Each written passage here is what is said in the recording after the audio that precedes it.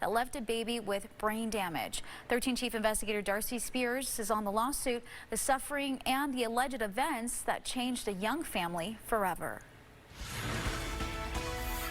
You wouldn't know by looking, but Brandon Nichols is feeding his son Jaden, not by handing him Cheerios like he does with daughter Jana. 14-month-old Jaden is fed through a tube because his brain can't grasp the concept of eating.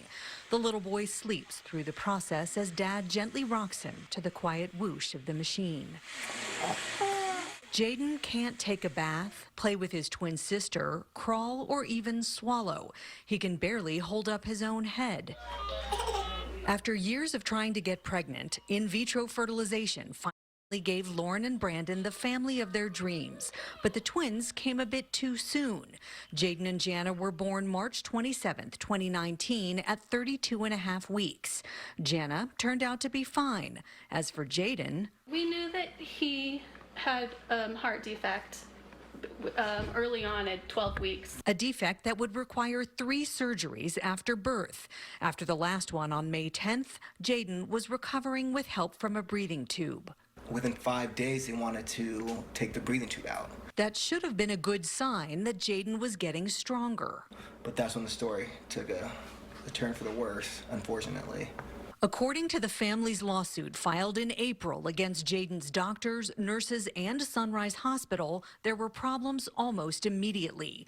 The suit alleges that on May 15th, just an hour after Jaden's breathing tube was taken out, lab results showed a critical chemical imbalance in his blood, making it too acidic.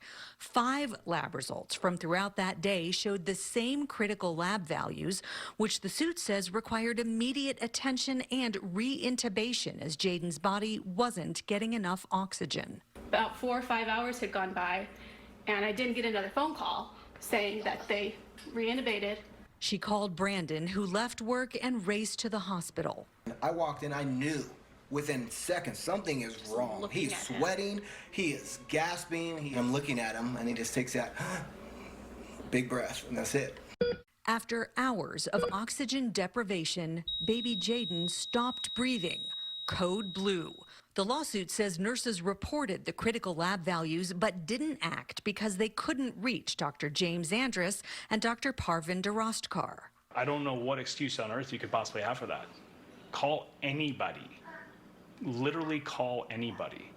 You know, they are a children's hospital. They had a pediatric ER downstairs.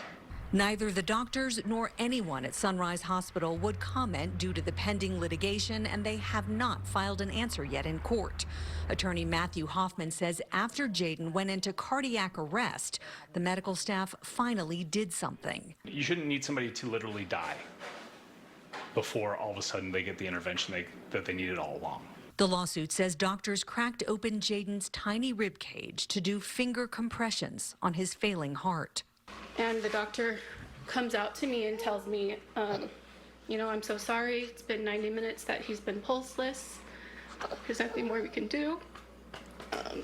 The nurses are going to get him cleaned up so you can hold him one last time.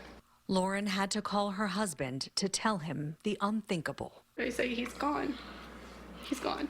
I mean, I was downstairs for maybe 10 to 15 minutes thinking my child had passed away because I couldn't get the energy, or my legs wouldn't carry me just, you know, up to an elevator. I couldn't do it.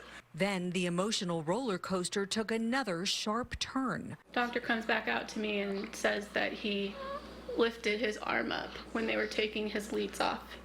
He lifted up his arm and all of a sudden they felt and he had a pulse. It was the lowest point of my life. And then it was the highest point of my life because he was back. But Jaden wasn't the same, and he never will be. Medical experts who submitted these opinions in the lawsuit say given Jaden's history of being born with a defective heart and all the surgeries, the critical lab values were especially concerning because they indicated that the heart wasn't pumping enough blood to the rest of his body. The experts who reviewed Jaden's medical records for the lawsuit go on to say that when doctors failed to appropriately respond, nurses failed to advocate for their patient. The experts call that not only negligent, but a conscious disregard for Jaden's health and safety, which led to the alleged catastrophic brain damage. Jaden Nichols is alive today despite the medical treatment he got, not because of it. They declared him dead. They told his parents he was dead. And while they were preparing him to be seen by his parents, he spontaneously survived. They didn't save him. He saved himself. That's a miracle. And now he's got to pay the consequences of it, and so do his parents. Parents who may never hear their son talk or see him walk as they face a lifetime of medical bills, therapy, and heartache. They did rob us. They robbed him. You get one life, you get one chance. And he was okay until that day, until they didn't put that tube back down and help him breathe.